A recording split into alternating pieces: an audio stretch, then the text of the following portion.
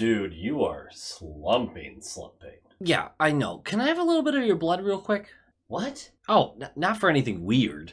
Then what's it for? An exorcism. Oh, well, as long as it's not for something weird. Come on, I need to fix the vibes with this team. Dude, if you want to fix the team, there's an obvious solution. Murder Gary Bettman. No. Murder Tim Peel? No. Murder Angel Hernandez? Angel.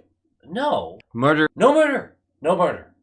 You just need... Get a Republican president. No. An independent president.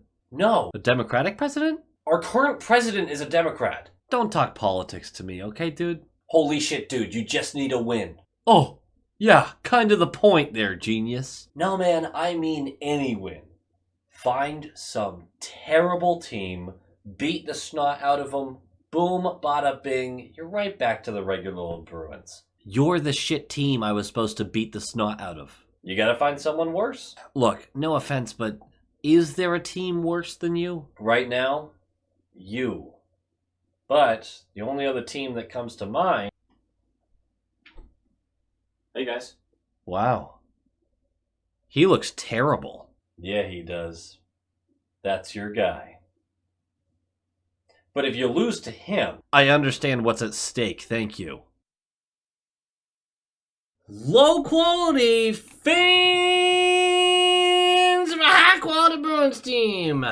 That is not a dub, not right. Actually, really fittingly, this is not an unlucky sweater right here. This is just a sweatshirt, regular hoodie, and it got tore up a while back.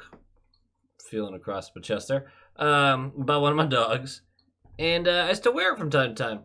And it just feels like it's really appropriate that I wear this right now with the holes in it to match the holes in our fucking defense. Holy shit, this game sucked.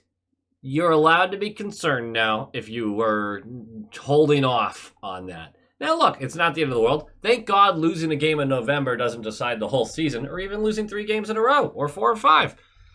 I want to stop talking about how much we're losing. It's not great. I'll give you that. It's not an ideal situation. But there's a lot of time left to fix it. So that's pretty good. This was a feverishly unlucky game. It was. Spencer Martin, who came into this game with, I'm pretty sure, a save percentage that started with 8. It's in my notes here. Played out of his damn mind. It's a lot. There's a lot to unpack here. And how dare you? Not only did I watch that whole game, because of course I'm going to, because I love my team. I support my team. Not to say those who don't watch every minute of every game don't support their team. All different levels of supporters. But how dare you? Because now I also have to talk about this game. And that doesn't feel fair. That doesn't feel fair to anybody. Doesn't feel fair to you. I don't know why you're watching this. It doesn't feel fair to me. Just a reminder, like, comment, subscribe, nailed it.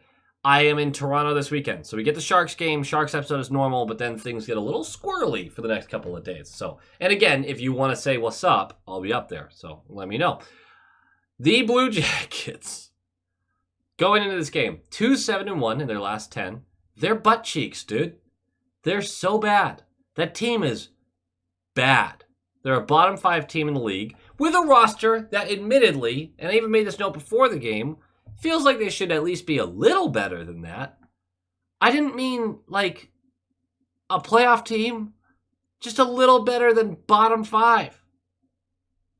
Whew. They had the 28th ranked power play, the 24th ranked offense, the 23rd ranked defense, and to match it all together, the second best penalty kill in the league. I don't know. This team doesn't make any sense. The only thing I could guess with that is that the goaltending has been carrying so hard, and the only place it can actually show up is on the penalty kill because they're just getting shellacked with high danger chances otherwise. Something that I don't feel like really happened in this game. Which is almost true. Merzlikins is a .907 save percentage, which is above league average right now, and he should be downright proud of that behind this defense and this system. He's got a losing record at 5-7-3, but he's a big part of this team and being competitive in most games. And we wouldn't even play him. We get their backup, Spencer Martin, who was 1-5-1 in his 7 games played. Now he gets to be 2-5-1. Congratulations. Gonna drop the F-bomb a couple times, I think, in this one. 898 save percentage. He's a backup on a bad team. What do you expect? Didn't expect what we saw tonight. Didn't expect that.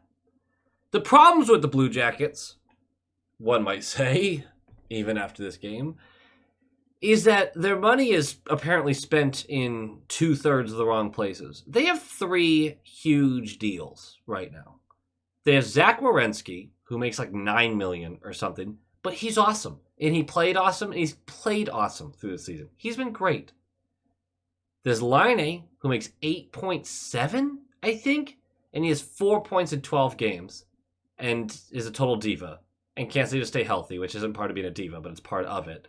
And then there's Gaudreau, who has 11 points in 22 games, which, to be fair, isn't exactly ring the bell, it's all falling apart, but if you're making $9.7 million, I want you to be at a point per game. That's what I want. There have been benchings of Gaudreau for the entire third period this season. Same with Laine, actually. They are not happy right now. We're going against a team that not only is it butt cheeks, but it's unhappy butt cheeks. And we still got our teeth kicked in. And I mean teeth kicked in for a good portion of this. I'm going to include Martin being part of that team, as in just making great saves, because although I thought we deserved more goals than we didn't get them. And we got scored on a bunch. We got our teeth kicked in. My goodness. This was a bad game. Oh, we are going to spin this. We're going to spin this. I don't know how we're going to spin this, but we're going to spin this. Us, on the other hand, we sit on the other end of the spectrum. That's what I wrote like an idiot. Even with the recent cold streak, we're 9th in power play percentage, 3rd in penalty kill, 12th in goals for, and 4th in goals allowed. All of those got worse, by the way. All of them. The goaltenders have each gotten shellacked lately. Both would play in this game. Ullmark still has a very nice 7-2-1 record with a 918 save percentage and 258 goals allowed average. And then Swayman has a sparkling 7-1-2 record with a 228 goals allowed average and a 926 save percentage. Both of those would go down. Yeah. The only change in lines is Shattenkirk is in for Mitchell. It wasn't a Mitchell problem. The third pair is also butt cheeks. I'm going to use butt cheeks to explain everything that is bad in this video. Every single thing will be called butt cheeks. I'm not being creative. I'm not being fun. I'm just going to say butt cheeks a lot because a lot was bad. I think you're getting the gist. I think you're catching up here. I think we're all on the same page. We're all on the same page. One thing before this game, before we start talking about the game, just a little bit, and we're probably going to move kind of fast. I still love this team. And not the franchise. The players on this team, I still get really excited about this team because I think there's a lot of potential here. We are currently fighting it. Mentally, we are not on the same page. We as a unit, yeah, myself included, shut up. As a unit, not on the same page. It's not good. The only thing good about the last 4 games are the skits at the beginning of the videos. I'm kidding. Not even those have been that good. This has been a real bad streak. But this team still has a ton of potential, and this streak doesn't change my mind about that. I think we're somewhere in between the really bad and the really good we saw. I think we're all right. Still should make for an interesting year. How much better would you feel if we had just consistently been all right? Would you feel better because the expectations set before the season? Or would you still feel like you do right now? I don't know the answer to that. I'm not trying to prove a point. Somebody help me. Somebody help. My phone keeps going off because people are dunking on me. Puck drops! And 123 in. Laine is going to go for hooking. We're going to go to the power play. There's no dice. It's not an impressive power play, but not a bad one. We'll move on. It's fine. 5:05 in. A crazy bounce on a dump in. Gave a wide open chance, 3 feet in front of Martin, for Lauko, who goes crossbar and out. At that time, had you known the game was going to go the way it did, That would have been more painful. Instead, it was shucks. That would have been cool. No big. It's 0-0. There's 55 minutes left against the Columbus Blue Jackets. This is gonna be easy. 8:59 left. Werenski, with a perfect pass from his zone, hits Gaudreau for a breakaway behind the defense. Swayman gets aggressive, comes out real far, cuts down the angles, and stones Gaudreau. You love it. Gaudreau is running out of actual spots to shoot. Goes low body, save made. 7:18 left. Another odd man rush. Voronkov and Sillinger. Sillinger opts against the pass and decides to shoot, and he'll get stopped once again from the right dot, glove side. Swayman makes a stop. 4:08 left. It's a face-off that we lose. Or sort of win, actually, and they just jump all over us. So we toss the puck around the boards, and Forbor's going to lose the battle to the opposite corner. They're going in on the left corner. Forbor loses the race to it first, and then, as he's battling with Voronkov, he's just going to lose him in general. This guy's just going to slip right out from under his hold and shoot from the goal line, which is no space at all, and it somehow squeaks through Swayman. 1-0. That one, if you want to go, Swayman, what the hell? Sure. I think that one's kind of, overly forgiving, but once in a weird while, it just finds a seam and then gets in there. So okay, it looked like he had the post. He didn't. It's 1-0. If you were worried about this game at this point, you've done down 1-0 to the Columbus Blue Jackets, 5 minutes left of the period. Haven't had a great first period, but you couldn't have been, right? Not against the Blue Jackets. 1:03 left. Interference on Forbor as he checks Jenner into the net. Go to the penalty kill. Forbor was atrocious in this game. Second period's going to start. They didn't do anything with that first half of the power play, but the second half of the power play goes with the beginning of the second. We kill that off. 4:15 in. Coyle fails to get it deep in a dump in. And so it's a quick turnaround. And before we know it, it's a pass up the boards and another Gaudreau breakaway. And Swayman makes another huge save. Left pad. These are high danger chances that Swayman is snuffing out. He's only allowed one goal. It's been 16 shots at this point. He's playing really well. 5:38 in. Zacha breaks a stick blocking a shot and goes immediately to the bench. So it's a 5-on-4. Now, you can debate whether or not this was a good decision by Zacha. I land somewhere in the middle. I don't think it was crazy for him to do it. I also don't love us getting weaker like that. Purposely going to the penalty kill. I don't get it's you can debate it. I'm not really here for that. Either way, they pass it over to where Zacha was. Provorov is on the left point, and he gets to skate right into that circle, and he gets to stare down Swayman. Here's the thing. Pasta, coming from the side, goes right at him, and Shattenkirk, coming from the slot, goes right at him. Both at an angle where Provorov gets to keep looking at the goal. And there is a Columbus Blue Jackets player in front of Swayman. I don't remember who it was. And it's a perfect screen. Swayman can't see shit. No one's battling with this guy in front of Swayman. And Provorov, with no traffic and a standing still screen, so he just gets to pick his spot under this guy's legs, beats Swayman low blocker. Swayman never gets to see this. He gets no help from his defense. And I understand that we just were suddenly shorthanded because Zacha went to went to the bench to get his stick. But where was the from the goal out defense? People coming from the side, no one cutting down the angle. And Shattenkirk, God, that's just no man's land. He's covering fucking nothing. You would have been better off battling with whoever that player was in front of Swayman, pushing him out of the way so Swayman got to be able to see the shot. Or at least created more traffic in front of Provorov. Just abysmal situational awareness. And so it's 2-0. And Monty pulls Swayman. First goal, if you want to blame him, fine. But what the second goal? Really? And as Swayman skates back to the bench, he's jawing at Monty what the fuck, dude? And Monty sits there and goes, I'm going with Olmark. Shut up. Go to the dressing room. You're done.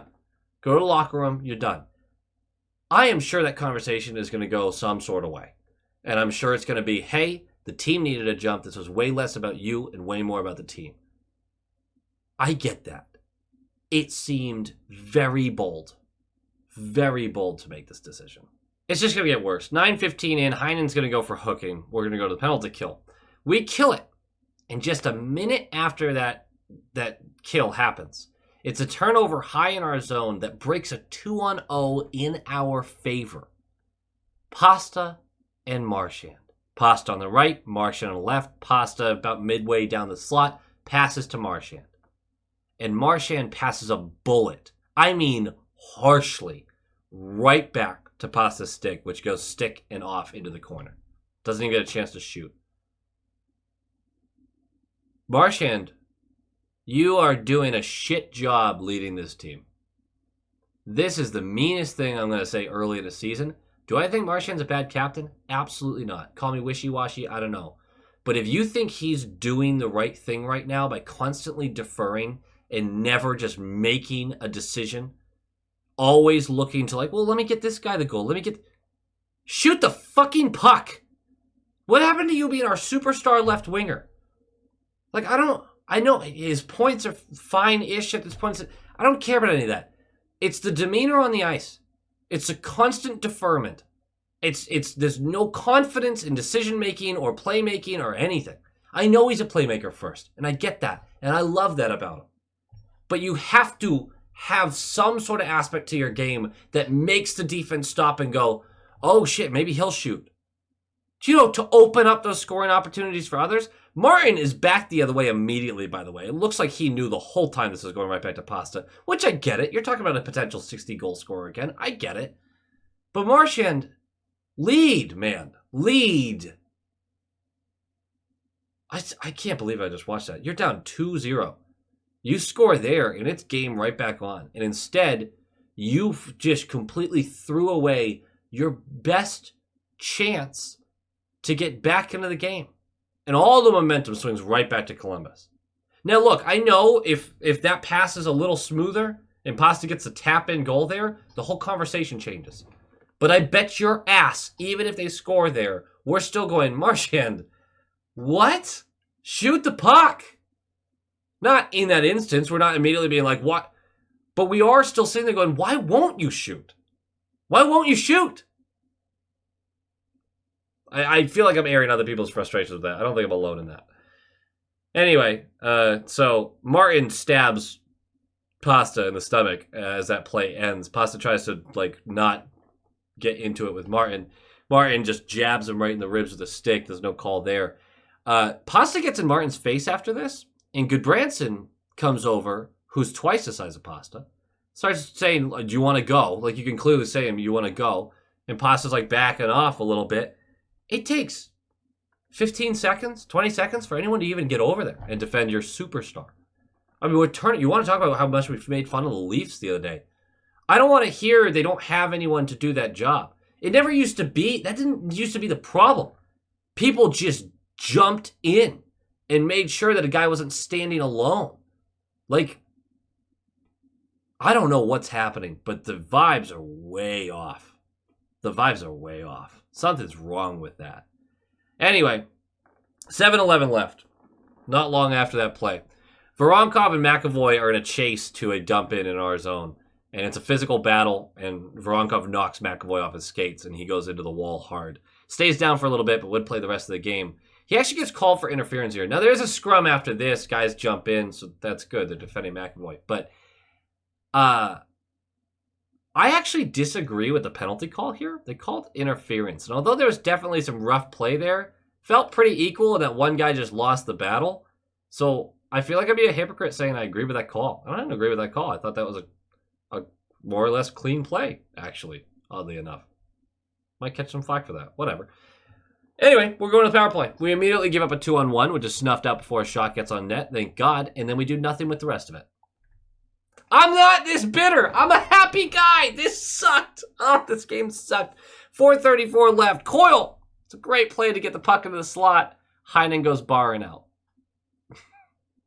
When I say that this didn't deserve to be an ass kicking, it's true. There were definitely moments. We were unlucky, profoundly unlucky. But the result wasn't ass kicking. The result was the teeth getting kicked in for a large portion of it, also just systematically. Brutal. 3:17 left. We're back. It's the best shift of the game.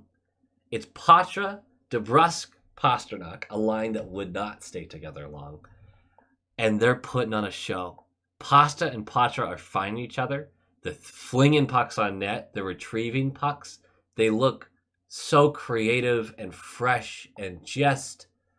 They look like they're having fun. And they look like they're about to break the ice for the Bruins and everything's going to be okay. Puck gets moved to Grizz on the left point. He mishandles the puck, bumps it forward 3 feet, and off Chinnikov goes for a breakaway and beats Olmark low blocker. Olmark, by the way, because Swayman got pulled after allowing 2 goals.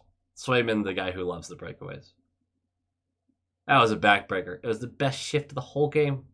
That line got split up shortly thereafter. It was only used for just a minute. And we saw pieces of it in the third in moments, but that was basically it. 3-0. Going into the third, 3:41 in, Lauko's going to go for hooking. It was, honestly, I'm not even upset. It was a dumb penalty to take, but Lauko was going full gas. He was doing everything he could. He overextended, but he was one of the few people that was absolutely still trying. Not to say the boys weren't trying. I didn't feel like they really gave up on this one, the way I said it in the last video. But there was full effort there. Just full effort. Anyway, 27 seconds later, Lindholm's going to throw it over the glass with so much space to do anything else with it. And it's going to be 5-on-3 for 133, about 30 seconds into that. We do get 2 clears, but they come right back into the zone, which is easy to do when it's 5-on-3. And it's line A from the top of the right circle. He hammers this on net. Boone Jenner gets the rebound, and he's just going to swipe this across the crease to Marchenko, who gets a tap in. It's 4-0 now. 4-0 now. Power play goal. And we're still on the penalty kill for over a minute.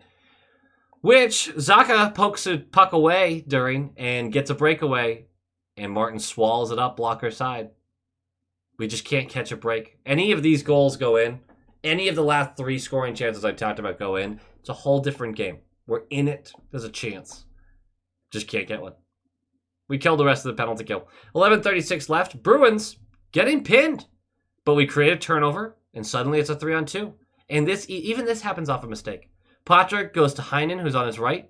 Heinen is going to pass to the trailing McAvoy high in the slot, and McAvoy is going to mishandle the puck and accidentally bump it forward to Patra on the left side, who gets to just shovel it past Martin. And it's 4-1. We got one. We got one with 11:36 left. Get one more in the next couple of minutes. Get one more. Have a little bit of momentum. And you're back in it. I believe. I'm known for believing. I believed. Lindholm a minute later goes for high sticking. Just a lazy play with the stick that was still up. Should have brought it down. Go to the penalty kill. We kill it, but there goes all the momentum. 8:18 left. Olmark skates out of his crease to fling it to the backboards to just wrap it around. Accidentally just flings it off the boards and back up towards his net. And McAvoy has to jump into the net to make a save, which he does. McAvoy didn't give up on shit. Either way, that was kind of a deep play. And then Olmark is pulled with 7.5 minutes left, which reeks of desperation to me. Not to say we weren't desperate to make something happen, but could we not trust the team to grab one more over the next couple of minutes? 7.5 minutes left, you pull them? This team's all out of sorts. All out of sorts. Danforth gets the empty netter. 2:17 left. Shattenkirk shot from the right point. Bounces off of Beecher over Martin's head and in. Beecher's going to get credited with the goal. It's 5-2. That's your final. What an abysmal fucking game. It was awful. It was awful. Game notes. Our top line doesn't work. Get Marchand and Pastrnak separated. Now. You're wasting Marchand's game. And Pastrnak doesn't get to play as freely as he wants to. They're trying to work together too much, and it's not working. Split them up. I think it's a really obvious decision. We've already talked about it multiple times. It hasn't been working for weeks. I don't know why we're forcing it. We don't have to force it. We just don't. I think a huge problem that we're having is mental, because I don't think the team physically is actually that bad. And I definitely don't think the team physically is this soft. I think they're just hesitating. Hesitating in every way. Marchand's no longer confident in making the plays he wants to make. The defense is not confident in whether to pinch, whether to join the rush, whether to back off. There's no confidence in their decision making at all, which creates hesitation, which creates odd man rushes. That's what it does. If you hesitate on the blue line, no matter which decision you are gonna make, it's wrong now. Because now you didn't step forward, but you also didn't prepare for a rush back the other way. They'll get behind you in a heartbeat. That's something that like every coach knows. Everybody who's played the game, anybody who's played any game defensively, you know that. If you hesitate in the decision you try to make, you have now lost the battle no matter what play comes your way. Every time. It is so frustrating to watch. And even our forwards, outside of the fourth line, no one seems confident in reading the forecheck. No one seems confident in the structure they're putting out there. One guy goes into the corner, he's got no support, or he's got too much support on one side. It's never a balance. And I don't know what's happening. It's like everyone's forgotten the system. Goaltending has taken a hit. I'll give you that. God knows it's not from lack of trying. The defense has certainly made it hard on them. But yeah, they've taken a couple steps back, which is, they should, right? You can't play at a .940 save percentage all year long unless you're going to win the Vezina, which doesn't happen every year. I'm not concerned about our goaltending yet. I am a little concerned how Sway reacts to being pulled after allowing 2 goals, one of which wasn't his fault. But that's a job for Monty, and I trust him to handle that one well. And I trust Sway to understand, like, hey, this team needs something to wake up, and you happen to be that guy right now. Last thing, Grizz does look rough. I think he's shaking off some rust, and I'm really hoping that that's what's going on. But 2 games back, I'm not ready to throw him under the bus so much yet. Forbort and Shattenkirk, Forbort and Mitchell, the third pair is an atrocity. It's the worst thing to ever happen to me. It is the 17th worst thing to ever happen to me. And that's saying something. I got a bunch of doozies. Either way, still love this stupid team. They're starting to remind me of Larry, my stupid son. The tiny little golden retriever thing that isn't even a golden retriever. We don't even know what he is. But yeah, that's where I sit. Is they're just reminding me of a really, really, really young, dumb dog that does a lot of shit where you just go, what was that? Larry got stuck under a wall today. A wall, how some walls, they'll have like the wall, and then there'll be a little like 8-inch to the floor. There's just an empty spot there, and it comes into the other wall. There's a name for it, I'm sure. But under that little 8-inch spot, he crawled under because he remembered he used to be able to get under there as a puppy. And then he couldn't crawl out and started to cry. So we had to go pull him out from under there. He's an idiot. And if he wasn't sleeping right now, I'd show you his stupid little face. God, he's stupid.